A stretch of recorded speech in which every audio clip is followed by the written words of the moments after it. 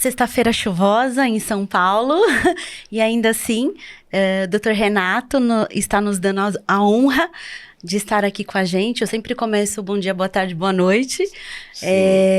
Doutor, em primeiro lugar, é um prazer, muito obrigada por estar aqui. Você é um advogado que eu admiro muito e que bom que você aceitou o convite. Prazer, meu nome é Renato Oliver Carvalho, sou formado em Direito há 27 anos atrás, me formei em 1996, Nossa, doutor. tirei minha cédula de trabalho em 97, passei na primeira fase do concurso, na primeira vez que eu tentei já consegui passar, foi uma grande vitória lá na época. E durante a carreira profissional, a gente conhece pessoas. Sim. E as pessoas hoje são os apoiadores, são os parceiros de trabalho. É verdade, e eu tenho doutora. grata satisfação também de conhecê-la, ser um parceiro de trabalho, porque o advogado que trabalha solitário ou que quer fazer tudo, não faz nada. É verdade. É isso aí. O prazer é todo meu, doutor. Vamos lá. Vamos lá. Doutor, faça, por gentileza, um pouco da sua trajetória, né? O que motivou você a se tornar um advogado? Vamos lá. Isso começa mais ou menos quando eu tinha uns 15 anos de idade. Nossa, eu tinha um jovenzinho. Pois é. E aquela fase onde a gente pensa em tudo. O que fazer, o que não fazer, por que não fazer, agradar a um ou não agradar a outro. Então, sempre é complicado. O meu pai é contabilista de formação, mas sempre foi comerciante. Meu pai chegou a ter 7 empresas. Nossa. Então, ele sempre comerciante, sempre da área do comércio. Então, ou eu seguia ele, ou fazia outra coisa. E na época eu cheguei a fazer contabilidade também. Eu sou contabilista também. E na época, então, era muita indecisão, muita coisa acontecendo na fase da juventude e muita indecisão. O que aconteceu foi que eu tenho uma prima, que ela é mais velha do que eu, hoje ela é uma médica, e ela na época, por ser mais velha, era uns 4, 5 anos mais velha do que eu, ela já namorava, e ela namorava um rapaz, também da idade dela, mais jovem, tudo, e ele estava estudando aqui em São Paulo e fazendo direito. E eu via aquele cara estudando, e livros, e tudo aquilo, tudo foi me cativando, aquela coisa. E como eu era mais jovem, eu viajava muito com eles, porque eu era a vela deles. Entendi, Para ela cuidava. poder viajar com o namorado, eu tinha que ir junto. Então, ele foi uma pessoa assim que ele me motivou a fazer o direito. Dr. Assir Maurício Gomes Teixeira. Ele hoje advoga lá em Araçatuba, no interior de São Paulo. Ele é uma pessoa maravilhosa, tenho contato com ele até hoje. E então essa foi a decisão de tomada para fazer o direito. Da partir daí para o direito, quando eu comecei a fazer o direito, eu comecei em 91 a faculdade. Eu trabalhava na Sabesp nessa época, eu era funcionário do Estado. E eu trabalhei no Estado até 94, quando fui desligado de lá. Porque na época eu trabalhava num setor de estatística e eu queria ir para o setor jurídico. E a Sabesp estava implantando cargos e carreiras. E o que aconteceu foi que o meu chefe tinha muito menos estudo do que eu. E eu, com estudo, eu estava sendo impedido de ir para a área jurídica. Entendi. Porque eu iria assumir o setor dele. Então, aí eu fui desligado e em 94 me surgiu, então desligado de lá, me surgiu a oportunidade de advogar como um paralegal. Eu tive uma sorte muito grande, como meu pai é comerciante, ele tem um imóvel no bairro onde eu moro, então eu já tinha uma sala à minha disposição. Começou bem, né, doutora? Já tinha uma sala à disposição, isso é uma grande ajuda, né? Sim. Então isso já é um bom precursor. E nesse momento aí, então, lá em 1994, eu tenho uma pessoa que é amigo até hoje, é advogado, Dr. Orlando Guerra. Ele é um militar aposentado e ele começou a me incentivar a fazer trabalhos. e ele falava assim para mim, eu não vou fazer nenhum trabalho no seu lugar. Você vai fazer a petição, você vai encostar o umbigo lá no balcão, porque direito é isso, você só vai aprender encostando o umbigo no balcão, Sim. sendo humilde, perguntando e indo para frente. Então eu fazia as petições, levava para ele, ele corrigia e eu ia fazendo. E batendo de porta em porta, de comerciantes na região, amigos do meu pai e tudo mais, para angariar clientes. Tinha porta aberta, placa de escritório e tudo mais. E assim comecei. E ele fazia toda essa parte por trás para mim, e quando tinha audiências era ele que ia fazer, porque ele era o habilitado. Então, ele foi um grande apoiador no início da minha carreira como advogado. E eu tenho grata satisfação, eu tenho uma gratidão muito grande por ele até hoje, por isso. Nossa, doutor, que história bonita, eu não conhecia. Pois é. E você foi muito corajoso, né, de já sair, indo procurar cliente, né? O que aconteceu? Eu tive uma base de trabalho que para muitos é assim complicado, mas eu tive uma gratidão muito grande. Eu desde os meus 7 anos de idade, eu voltava da escola, que eu estudava de manhã, à tarde eu tinha que ir com meu pai para o comércio dele. Eu não era uma criança de ficar na rua, de ficar brincando na rua. Eu ia para o comércio dele. Meu pai tinha uma loja de automóveis, chegou a ter 40, 50 carros dentro de uma loja. Eu lavava carro, eu atendia cliente, e aí eu fazia todo o expediente dele. E naquela época meu pai também tinha uma empresa de materiais de construção, e ele tinha lá um faturista. Era uma pessoa que fazia as notas fiscais dele. E chegou uma hora que eu me encantei por aquilo, eu quis tomar o lugar daquela pessoa. Eu fazia depois as notas fiscais para o meu pai, de trabalho e tudo. Então, essa questão de ir atrás do trabalho e despontar sempre foi muito acirrada em mim por conta do meu próprio pai. Meu pai, como comerciante de automóveis, material de construção, oficina de automóveis, construtor e tudo mais, então eu via que meu pai trabalhava demais, e então eu tinha que correr também. Sim. E trabalhar. E desde cedo, lógico, com pouca idade, querendo ter as coisas. Então, se quer ter as coisas, tem que trabalhar, tem que correr atrás. E foi isso. Doutor, além dessas 2 pessoas que você citou, né, que te motivaram a partir para esse ramo do direito, né, a escolher o direito, o seu pai foi fundamental, né, doutor? É uma educação totalmente diferente, infelizmente, da que a gente tem hoje, né, com os nossos filhos. Sim, sim. A proximidade que eu tenho com o meu pai até hoje, eu tenho a grata satisfação de trabalhar com ele até hoje, o meu escritório é contíguo ao dele, é enorme, porque eu falo que hoje ele é o meu menino. Ele é o meu... Inverteu. Ele é o meu menino. Porque eu tive todo esse pilar com ele, sim, de trabalho, de tudo mais. E como eu te disse, no começo, era uma indecisão se fazer o direito, se fazer a contabilidade ou se fazer a engenharia. Meu pai era construtor. Entendi. Então, eu participava muito das questões de obra, de construção, de lidar com o pessoal, com o trabalhador, com tudo isso. E isso me formou como pessoa, como homem para tratar as pessoas, porque na vida da gente a gente aprende que tudo, sim, é tratamento, tudo é como lidar um com o outro, e isso tudo a gente só aprende nessa base sólida. É verdade. Doutor, com a experiência que você tem hoje, você ainda optaria pelo direito? Optaria. Eu tive, quando eu fiz o direito, logo que eu terminei, eu tive uma proposta logo em seguida. Hoje eu me vejo assim eu falo que eu deveria ter ido. Era um amigo do meu pai, ele era um comerciante do bairro também, ele era um senhor português, ele morava em Coimbra, Portugal. O filho era reitor da faculdade de Coimbra. Nossa.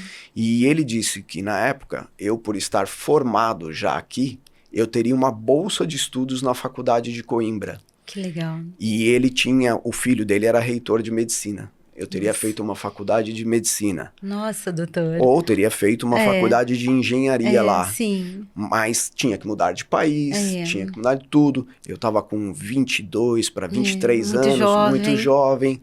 E a cabeça a mil, já querendo trabalhar, ganhar dinheiro e tudo mais. Talvez houve uma insegurança, mas hoje eu vejo que eu deveria ter ido, deveria ter feito mais. Não só o direito eu teria feito novamente.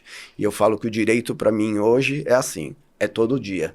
Sim. Estou fazendo novamente uma pós-graduação em processo civil que eu já fiz. Eu me formei na Faculdade Integrada de Guarulhos em 96. Depois, em 2006, eu fiz uma pós-graduação em processo civil pela PUC de São Paulo. E agora estou fazendo outra pós-graduação em processo civil novamente, para atualização, porque o direito não para. É isso que eu ia falar, não para nunca, né? O direito não para, o judiciário não para de mudar, de amoldar, então a gente tem que acompanhar. E o advogado que estaciona, infelizmente, vai morrer, vai cair no ostracismo. É isso mesmo, doutor. Doutor, quais foram os maiores desafios que você enfrentou no início da sua carreira? Porque, pelo que o senhor falou até agora, foi tudo bem, foi tudo certo. Não é mil flores, foi ótimo. Né? O início da carreira é a indecisão, é difícil também, é complicado. Assim como eu tive esse professor, eu falo que ele foi meu professor, eu chamo esse advogado de meu professor. Na parte prática, né? Na parte prática. E ele me ajudou muito a aprender e despontar. Então, meu desafio maior no início foi perder esse medo. Entendi. Normal, né? Essa vergonha de ir para frente, de começar a fazer os trabalhos, de ir em frente com o corriqueiro que é hoje para nós. Sim, hoje a gente vê que é o corriqueiro. Então é super difícil essa parte para você sair e deslanchar, mas foi muito satisfatório. Legal, doutor. Doutor, hoje, em que área do direito você se especializou e por quê? Eu durante a minha carreira jurídica, quando eu comecei lá, então, a advogar de porta aberta no bairro, eu procurei me especializar em algum setor. E o que aconteceu nessa época? Eu tive algumas oportunidades. Oportunidades do quê? De angariar bagagem jurídica de trabalho. Primeiro, eu fui trabalhar para um escritório no centro de São Paulo, o Arnor Serafim, que é um bem conhecido advogado, ele é advogado de bancos. Eu era advogado audiencista. Então, eu passava no escritório de manhã, pegava 2, 3 pastas de trabalho, que eram 2, 3 audiências. Foi a época do PDV do Banespa. Então, ou você aprende ou não aprende. Então, você tinha que ir para cima e ir começando a fazer e audiências e tudo mais, e ir aprendendo. Depois disso, eu fui trabalhar para um braço legal da Deloitte Touch Tohmatsu, que é o escritório Carvalho e Pereira. Eu fui trabalhar com o filho desse Orlando Guerra, que foi meu sócio depois, futuramente, que é o Eduardo Guerra.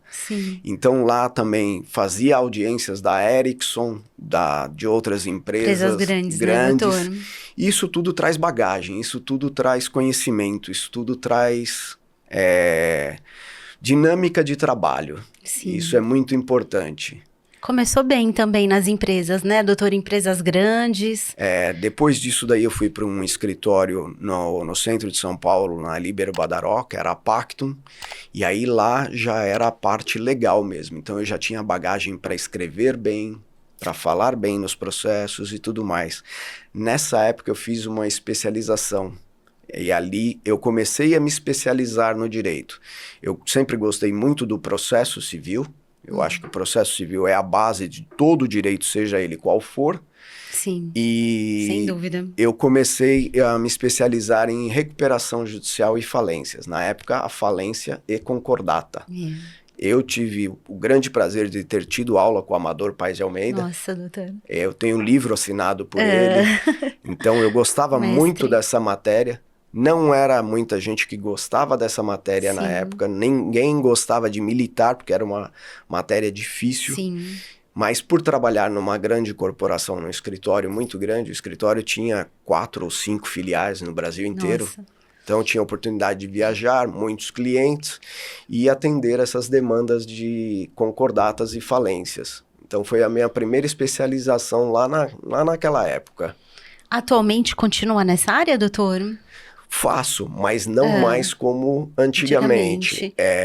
Em 2006, quando houve a quebradeira dos frigoríficos no Brasil, Sim. eu trabalhei assim bastante, atuante muito, porque eu trabalhava no escritório, que era o Guerri Batista, do qual é esse filho do Orlando, o Eduardo, e aí lá sim nós atendíamos por algumas empresas, muitas recuperações judiciais. Aí as empresas tinham crédito nas recuperações judiciais, e aí eram participar de assembleias de credores, e peticionar nos autos, habilitações de crédito, aí brigar por crédito privilegiado, tinha que receber antes. Então tem toda uma sistemática que é gratificante, mas é bem difícil, não são todos que gostam, não.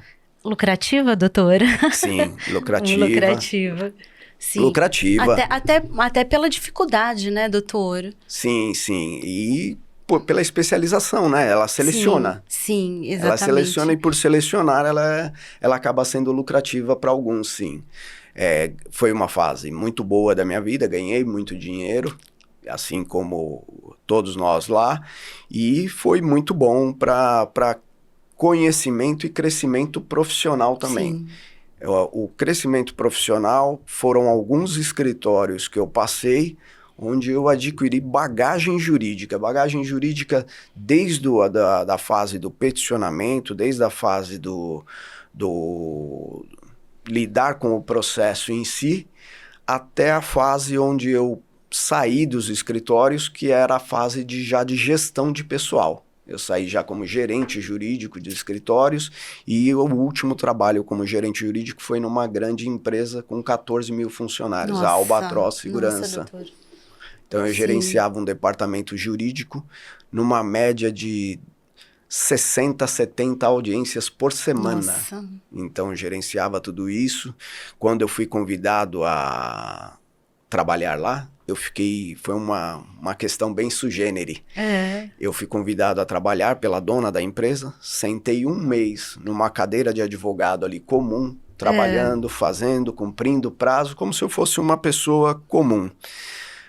E prestando atenção em todo o departamento jurídico. Um mês depois, ela chegou numa sexta-feira no setor, anunciou o desligamento do então gerente jurídico da área e me anunciou como o novo gestor ali da área. E me deu carta branca para fazer o que eu quisesse ali dentro.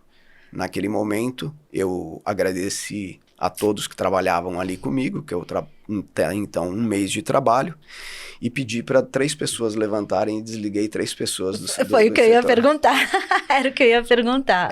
Porque eu fui colocado para ver onde estavam as laranjas podres. Entendi. E ali, naquele momento, eu já desliguei 3 pessoas e dei o alerta para mais 2. Ou entra na linha, ou também está fora. Essa é a questão da gestão. A gente tem que aprender a ser gestor. E gestor nem sempre agrada. Então, com certeza. Então é complicado. Era uma empresa muito grande. Havia a desconfiança da dona de que algumas revelias ou outros casos eram combinados com os advogados internos para ganhar dinheiro. Então ela tinha uma desconfiança muito grande. Ela tinha a vontade de vender a empresa. Então, o EBITDA de processos dela estava muito grande e eu fui com a missão para lá de diminuir a quantidade de processos no armário dela e consegui cumprir isso daí. Eu fiquei 1 ano lá e consegui diminuir de 2.400 processos para 1.400 processos. Aí entrando dentro dos 10% de EBITDA de venda de uma empresa. Caramba, nossa, que gratificante, né, doutor? Apresentar todo esse resultado. Sim, sim. Isso é tudo por conta da bagagem adquirida. Sem bagagem adquirida, você não consegue fazer um trabalho desse e uma gestão dessa. E era muito bom, era muito corrido, era muito muito desafiador. Sexta-feira era o pior dia de trabalho no departamento, porque era o dia que soltava a pauta da semana seguinte de todas as audiências. E como a empresa era a nível, o estado de São Paulo inteiro, então eu tinha que contratar os correspondentes, advogados correspondentes. Nós tínhamos Rio de Janeiro também, então tinha que contratar advogado no Rio de Janeiro, que era freelancer para fazer audiência, aí contactar o preposto para ir na audiência, testemunha, tudo. Nossa, então da sexta para segunda? Não, isso na sexta. Para a semana que vem, né? Para a próxima tudo semana. Na sexta. Sim. Então, lá não tinha isso de falar assim, sexta-feira, poxa, eu não vou trabalhar. Não, sexta-feira era o pior dia. Hoje as pessoas acham que o advogado não trabalha na sexta-feira, né, doutor? Não é bem assim. Parece que algumas coisas acontecem só na sexta-feira, né? E aí a gente tem que trabalhar. Eu falava que a pior fase da época que eu trabalhei para grandes empresas era o final de ano. Quando a gente fala que a gente vai parar, o advogado vai parar ali entre o dia 20 de dezembro até o dia 20 de janeiro, que é o recesso do fórum, tudo. E quando chegava dia 10 de janeiro ali, eu falava, vai começar. Se preparem, porque agora já vem. Porque, infelizmente, as grandes empresas, elas, por serem grandes, elas têm lastro. E aí as pequenas empresas que passam por dificuldades e outras coisas mais, sacam títulos frios para pagar 13º, para pagar funcionário e tudo mais. E depois lá na frente negocia com o banco. Aí você tem que entrar com sustação de protesto, anulatória de título e tudo mais, e tudo liminar, e tudo na correria naquela época, porque empresa grande não pode ter o nome protestado. Lógico. Participa de licitação, participa de uma série de coisas, precisa de certidão negativa de débitos e tudo mais, então não pode correr esse risco. Então, sempre foi desafiador. Doutor, em qual momento você decidiu abrir o seu próprio escritório, né? Você agora é solo, é isso, digamos assim? Eu vou dizer para você que foi assim. Lá em 94, quando eu abri essa porta e botei uma placa lá, eu falo que eu nunca tirei o pé de lá. Entendi, poxa. Por quê? Eu trabalhei em grandes escritórios, como eu te disse, mas de sábado eu ia trabalhar no meu escritório. Como assim? Pois é, porque eu sempre tive, desde o começo, quando eu comecei a carreira jurídica, eu precisava de dinheiro. Era jovem, queria bens, queria dinheiro, então trabalhei na área criminal. É dinheiro rápido, é dinheiro ali na hora. O advogado só saía para ir para a delegacia se o dinheiro já tivesse na delegacia. Não, naquela época não existia. Hoje tem o Pix, hoje é maravilhoso. Eu falo, Pix caiu no celular, pronto. Tô indo. No contrário, não vou. Mas naquela época era a pessoa tá lá na delegacia, tá com o dinheiro, estou indo. Então, você ia. Hoje tá mais fácil, mas a área criminal para mim era uma área que eu fiz durante um período da minha vida, mas hoje já não me faz tão bem quanto me fez bem naquela época. Hoje me dá uma certa gastura, uma dor de estômago fazer área criminal, porque não é fácil. Você lida com questões hoje que mexem com a nossa ética, com a nossa moral, sem então dúvida. É difícil. E uma coisa que eu sempre fiz, porque lá no bairro, foi a advocacia da área de família. Entendi. Que é difícil também, né, doutor? Mas criminal ou família? Então, são duas áreas. Mas eu gosto muito da área de família. Entendi. Muito. E fiz muito, mas muito JG, que é Justiça Gratuita, nas minhas horas. Porque eu trabalhava em um grande escritório.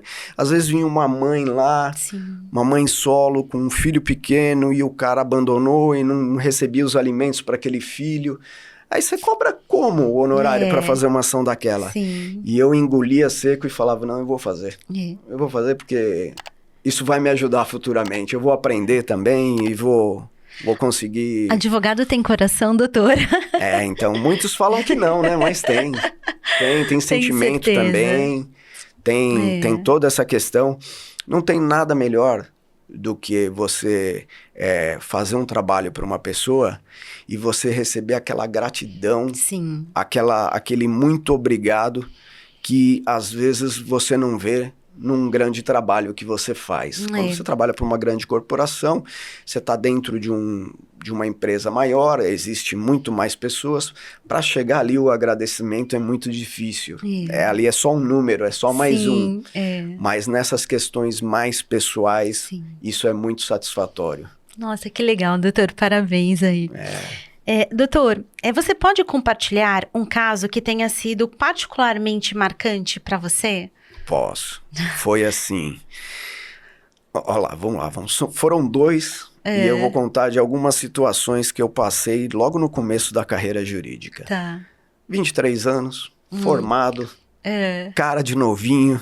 Chegava no fórum, a primeira coisa que ia na hora de entrar na audiência, doutor, o senhor é advogado? Me dá a cédula de identidade. Desconfiavam, porque não era corriqueiro um jovem daquele jeito, já advogado. Então, muitas vezes o escrevente ali, o cartorário, torcia o nariz. Aí eu mostrava, não, eu sou advogado, tá aqui, ó. A carteira da OAB aqui. E a primeira audiência que eu fiz, eu fui pego de supetão, logo de formado, foi 3 dias depois de pegar a carteira da OAB, eu fui fazer uma audiência para um amigo, que era amigo do meu pai. Ele tinha derrubado um motociclista, e aí tinha lá a audiência indenizatória, criminal junto, tudo mais. E fui fazer para ele aquele medo, aquela angústia, tudo mais. Tudo saiu muito bem, porque, graças a Deus, eu falo que tudo na minha vida teve pessoas que ajudaram e que conduziram e que ensinaram. Então deu tudo certo na audiência, fez um acordo, pagou até o capacete do rapaz que tinha ralado, que eu falei, é justo. Sim. É justo pagar. Ele falou, mas eu paguei a moto, tem que pagar o capacete dele também? Lógico, você deu um prejuízo para a pessoa. Então, se você deu um prejuízo, você tem que recompor. Então, é a forma. Mas o primeiro caso que eu tive uma audiência que foi muito emblemática, que foi muito marcante, eu tinha um tio, ele faleceu há 1 ano e meio atrás, por aí. Ele trabalhava numa grande indústria metalúrgica. E lá, um funcionário tinha um filho que tinha um problema de saúde muito grave e que ele precisava de um atendimento hospitalar especializado. Nossa. E, na época, eu fui contratado pela empresa para fazer essa ação em nome desse funcionário para o filho, porque o convênio não estava querendo fazer as coberturas para esse filho que tinha uma necessidade excepcional. Não vou nem falar especial, era excepcional. E quando chegou lá na hora da audiência, no Fórum Central de São Paulo, quem que eram os advogados do convênio? Nada mais, nada menos do que o doutor Márcio de Tomás Bastos e o doutor Carlos Miguel Castex Aidar. Nossa, doutor, e aí? Aí você olha, eu falei, meu Deus do céu, eu tremia demais. Tivemos a audiência. Na audiência, o doutor Aidar assumiu o compromisso de cumprir lá o que o juiz estava determinando para aquela criança, o tratamento e tudo mais. E foi assim, nossa, uma honra, uma grande satisfação depois da audiência, ele bater nas minhas costas e falar, calma, doutor. A minha empresa está errada. Que legal. Nós vamos assumir tudo. Que legal, e nós vamos doutor. pagar, inclusive, seus honorários advocatícios. Nós vamos pagar o seu honorário de sucumbência. Pode ficar tranquilo. Nossa, então doutor. Você fala, puxa vida. E depois durante a vida jurídica, tive o prazer de encontrá-los pessoalmente. Aí aprendi, por trabalhar no centro, aprendi onde era o escritório deles e onde eles almoçavam. Lógico que eu ia almoçar onde eles almoçavam. Sem dúvida. Queria estar no meio dessa turma. E Dr. Márcio Tomás Bastos, uma sumidade. Sim. Castex Aidar, então, ele era excepcional. Ele, presidente do time que eu torço, São Paulo, então tinha uma afinidade muito grande com ele. E depois conheci também um advogado, que foi que eu trabalhei na Deloitte, que ele foi sócio do Aidar. E aí, poxa, tive grata satisfação de ir várias vezes no escritório deles e ver o homem lá e tudo. São advogados antigos, de renome. Sim, sem dúvida. E que, claro, no dia lá da audiência me deu um temor muito grande. Você olha do outro lado, vê 2 feras. Aí você fala, poxa vida, e agora? Mas eu sempre tive para mim uma máxima. O direito é de quem tem, não é de quem quer. Verdade, Então, doutor, com certeza. se você está amparado pelo direito e você tem ali na lei o seu direito assegurado, Sim, você está sim. tranquilo. E É foi isso que verdade. aconteceu. Mas Mas que situação. Mas que você treme, Não treme. é? Com certeza. Com certeza. Doutor, como você lida com os dilemas éticos na sua prática? Olha, dilema ético hoje é bem complicado. Hoje eu sou pai, tenho uma filha de 20 anos, então já olho a vida com outros olhos. Então já não faço mais ações como eu fazia antigamente para qualquer um. Então hoje me dou o luxo de, na área criminal, por exemplo, faço criminal, lógico, mas faço aquilo que eu sei que está certo. Sim. É um empresário, assim como qualquer um de nós pode ter uma infelicidade de atropelar uma pessoa ou acontecer alguma coisa e vai parar numa vara criminal. Então faço, mas não faço de jeito nenhum um estupro. Sim, não faço sem dúvida, doutor. Um homicídio. Por mais que eu... sei que a pessoa tem que ter o direito à defesa e tudo mais, mas para mim, moralmente, não dá. Então, tenho colegas que são especializados que fazem e a gente indica para essas pessoas fazerem, então, essa defesa. Tá certo, doutor. Doutor, que conselho você daria para estudantes de direito que desejam seguir uma carreira na advocacia?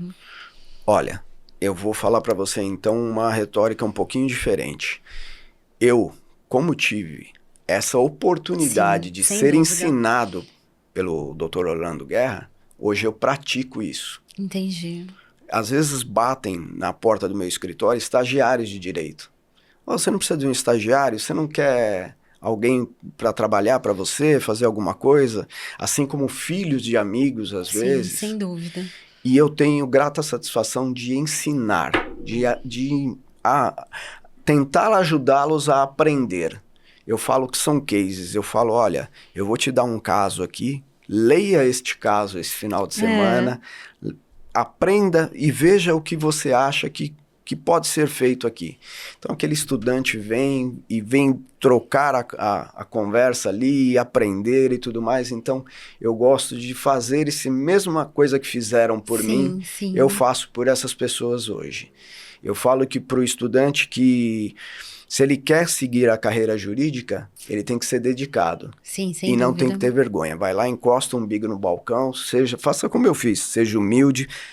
Às vezes você tem que dar uma de ingênuo e falar, por favor, olha, eu não entendi isso aqui, eu não sei como é que é isso daqui. Porque o cartorário que está ali dentro, ele lidar com aquilo todo dia, ele sabe muito bem os meandros. E às vezes, para nós, no começo da carreira, é difícil. Dependendo de como você chega, esquece, né? Sim, a gente sabe que eles são difíceis. Então, isso é um grande divisor do aprendizado na advocacia. E aí eu ensino para essas pessoas, para esses jovens, isso. Vai lá e aprenda, vai lá e faz. Eu sou da época que você tinha fichinha de anotação de processos e tudo mais. Hoje é tudo no celular. Exatamente. É a próxima pergunta, doutor. É tudo lá na frente, é tudo mais Tecnologia. fácil. É tudo mais fácil para eles.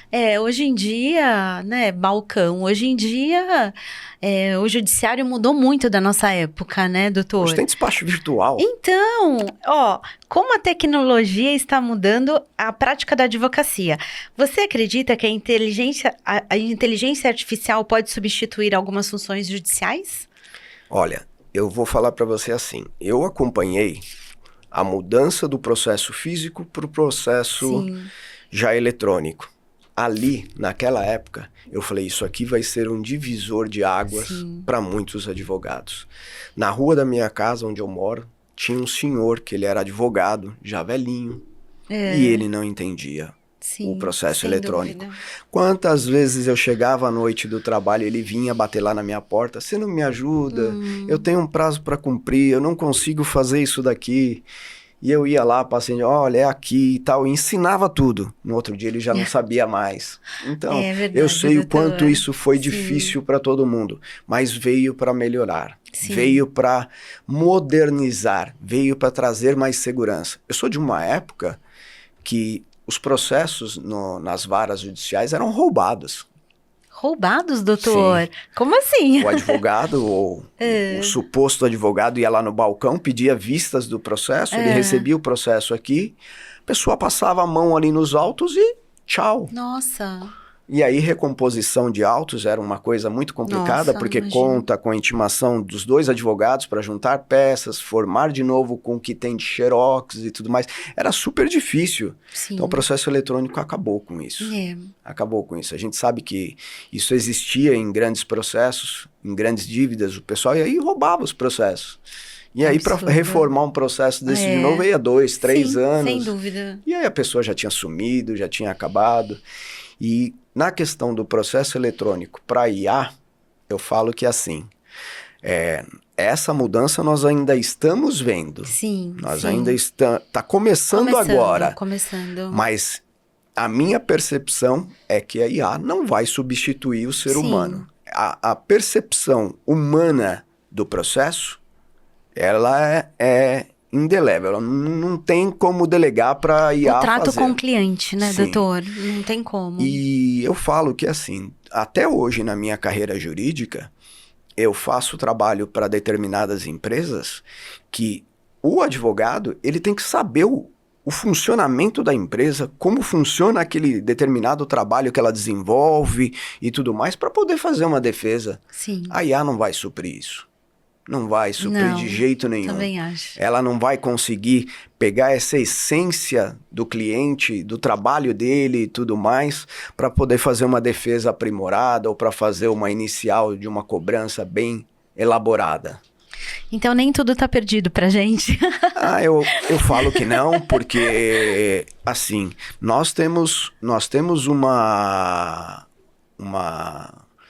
um grande crescimento de número de advogados, pelo menos no estado de São Paulo aqui, que foi nos últimos anos.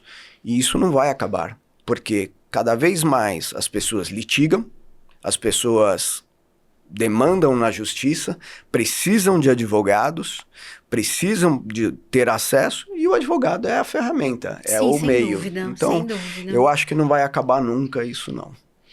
Eu acredito que vai ajudar a gente bastante, né, em relação às petições, à legislação, mas realmente ao entendimento do processo, né, ao trato com o cliente, isso sem dúvida nenhuma, né, doutor? Sim, ele pode ajudar a formar alguns parágrafos, juntar a parte da legislação ali, a parte do cabedal que tenha em livros e tudo mais, mas ela não vai conseguir fazer um filtro mais fino do que é o que o advogado faz. Sem dúvida. Doutor, que habilidade você acha que serão mais valorizadas no campo jurídico no futuro? Eu acho que todas as habilidades são valorizadas, mas futuramente nós estamos caminhando para um ponto que as demandas estão muito mais dinâmicas. Sim. Estão muito mais rápidas. Basta ver que 20 e poucos anos atrás, um processo entre primeira instância, segunda instância e superiores tribunais demorava 10, 12 anos, alguns até 20. É mesmo, né, doutor? Hoje em dia...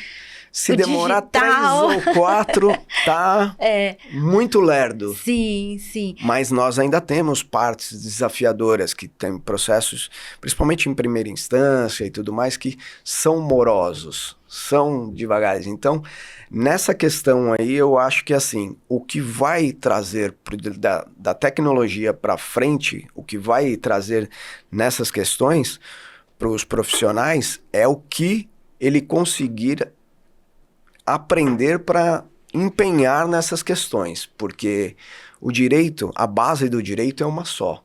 Sim. Mas ele vai ter que se empenhar ali para acompanhar tudo isso.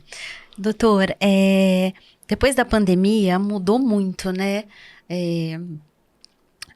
Antes da pandemia era um outro ritmo, né? Não sei se você chegou a fazer audiências de casa, com os juízes e toda a equipe, né, dos juizados em casa. Como foi essa sua experiência na pandemia?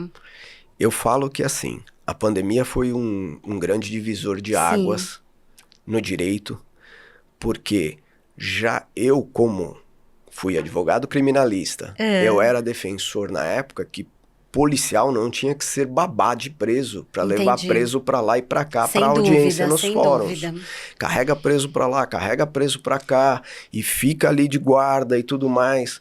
Então, quando veio a audiência eletrônica, uma parte lá dentro da cadeia, outra parte lá no fórum, o advogado no escritório dele e tudo mais, eu falava, isso é o futuro, isso é o que tem que acontecer. Foi ótimo nesse sentido, né, doutor? Sim, é segurança para todo mundo. O advogado, ele tem que conversar com o cliente dele, ele vai lá no presídio antes, conversa com o cara lá antes. Ele não tem que conversar na hora da audiência. Sem dúvida. É que existia aquela questão do advogado olhar na cara do cliente e fazer ele não responder ou fazer ele responder e tudo mais. Mas isso tudo veio para modernizar e para melhorar. Sim, também eu fiz acho. muita audiência na época da pandemia, muita audiência na época em casa. Então você adapta computador, adapta tudo, adapta situações, tecnologia, que também é difícil, foi difícil para todos nós. E aí, mas quando entrou no eixo, aí você fala, pô, isso aqui é o futuro, isso aqui é uma maravilha. Sim, excelente. Isso aqui é o melhor que tem. A Justiça do Trabalho hoje, quando ajuiza um processo lá, o advogado vai lá e coloca 100% digital. Então, você opta já por ser 100% digital, audiências eletrônicas e tudo mais, então é muito bom isso. Sim, excelente. Eu acho que é maravilhoso. Eu tenho muitos casos no Cível, até caso pessoal meu, onde você pede um despacho com o juiz ali, um despacho eletrônico, o juiz te atende, entra todo mundo na audiência, ele faz um despacho interlocutório ali, e cada um numa parte, cada um num lugar. E excelente, né? A gente nem já imaginava. Resolve ali rápido, sem muita delonga, sem muita coisa, porque hoje nós vivemos em São Paulo. São Paulo, o grande cenário é a mobilidade. A mobilidade é um divisor aqui para o advogado. O advogado tem que estar muito rápido nos lugares, o advogado não pode atrasar. O juiz pode atrasar, mas o advogado não pode. Então a gente tem que tomar o cuidado, tem que se mobilizar. Eu só ando de motocicleta.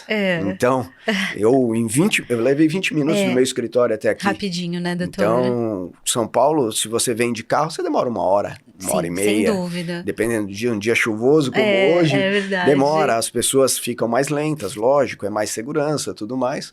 Mas isso tudo para o direito a gente tem que também se ajustar para poder trabalhar bem trabalhado para o cliente. O senhor está falando de São Paulo, né? São Paulo é a cidade que não para.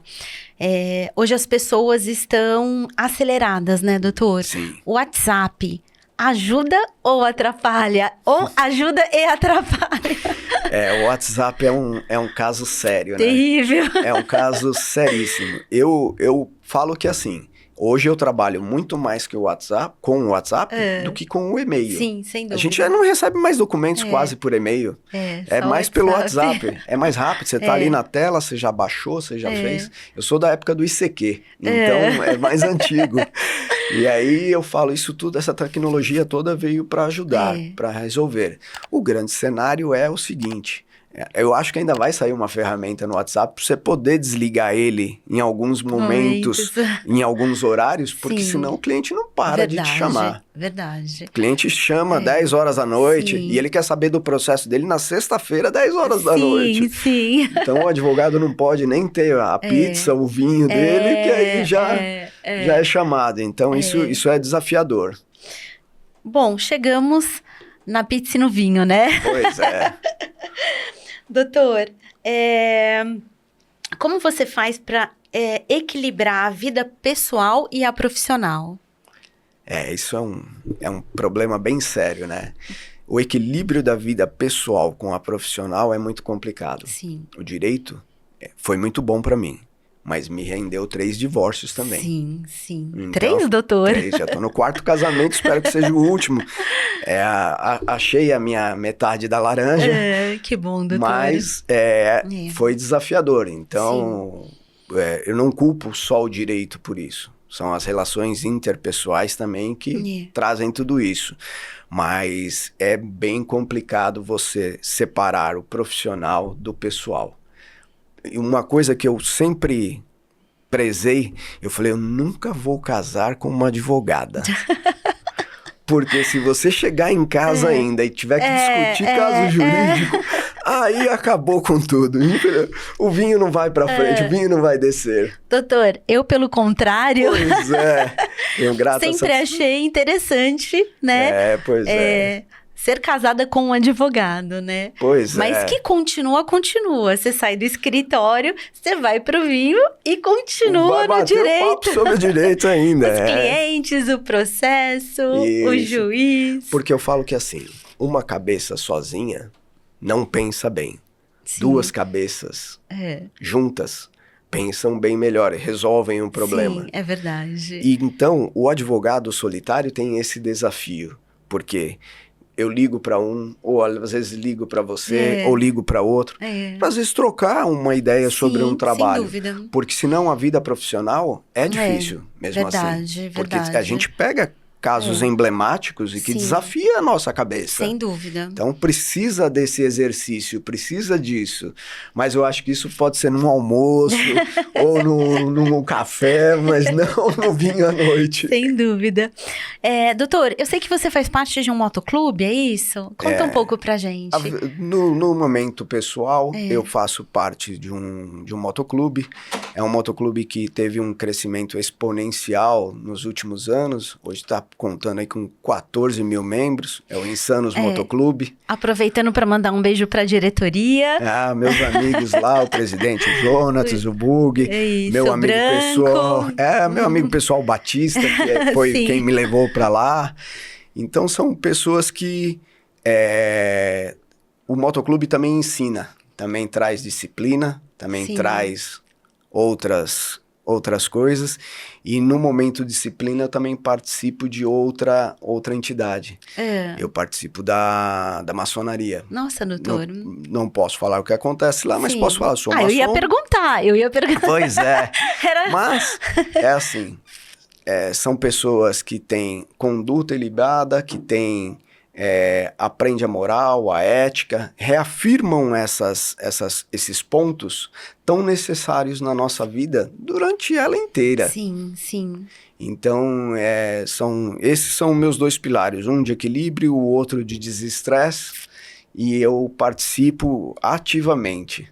Porque se for só trabalhar e pagar boleto, não adianta, né? É verdade, doutor. Precisa ter um momento de lazer também, sim, então isso é essencial. Nossa, doutor, que legal. Eu acompanho você, né, nas redes sociais. Sim, sim. E a gente trabalha profissionalmente. Eu sei o quanto você é um advogado responsável. E sei também o quanto, eu até brinco às vezes com você e falo que você curte a vida também, né, doutor? Pois é. Porque viaja bastante, né, com a família. Sim, sim. O que eu procuro fazer? Como você falou, o quão difícil equilibrar o pessoal com o profissional. Eu digo, na minha vida toda jurídica, eu sempre disse o seguinte, aquilo que você falou, você chega em casa e ainda continua discutindo os casos jurídicos. E isso, a cabeça não para da gente. Não então, para. É um terror. Mas eu falo que assim, quem tem problema é o meu cliente, não sou eu. Verdade, doutor. Isso é fundamental. Eu não tenho problema. Ele tem o problema, eu só sou o instrumento para resolver o problema dele. Sem dúvida. Então, a hora que eu estiver no escritório, que eu for para lá, eu vou resolver esse problema. Mas eu não posso deixar que isso me afete, que senão não dá certo. E na vida pessoal, quando conheci a Luciana, nós temos Beijo, Luciana. Nós temos um um Instagram próprio, chama Sim. Casal Rotas e Vinhos. Muito legal. A gente pega a moto, vai viajar, vai atrás de vinícola, vai tomar vinho, vai conhecer lugares, e eu gosto muito disso. Então, encontrei uma companheira que gosta de tudo que eu gosto. Isso, perfeito, e aí deu certíssimo. né? Deu que certíssimo. legal, doutor. Deu certíssimo. É muito legal o seu Instagram, eu acompanho. A gente movimenta bastante ele lá. Ela é responsável Sim. pelo Instagram, né? Essa parte é com ela. Mas a gente viaja bastante com as filhas também. Sim, são lindas. Ela tem uma filha também, que é a Gigi. Já é uma moçona, vai fazer 18 anos agora. Nossa. E a minha já fez 20, então a Renatinha. E a gente viaja com elas, procura viajar com elas para ter esse momento de lazer com elas também, família, porque é muito importante, né? É trazer essa base de família para elas também, né? Sim, sem dúvida. E são 2 meninas, é mais complicado ainda. É verdade, doutor, mas vocês têm feito isso muito bem, são 2 meninas maravilhosas. A Renatinha já está na faculdade, está no 2º ano de Publicidade e Propaganda na FECAP. A Gigi está agora na fase de terminar o 3º do médio para ir para a faculdade, então ainda está na indecisão do que fazer. Então estamos apoiando de todos os lados aí. Que legal, doutor, que legal. Então tá bom, doutor, muito obrigado. Obrigado você pela oportunidade. Você abrilhantou com certeza. Embora a gente já seja amigo há muito tempo, ouvi histórias que eu não conhecia. Pois é. Né? Porque nem sempre no momento de lazer a gente consegue conversar de tudo. É verdade, é verdade. E parabéns, viu, doutor? Muito obrigado. Pelo excelente advogado que você é, pela excelente pessoa que você é, pelo excelente amigo que você é. Só queria falar uma última coisa aqui e falar e pontuar.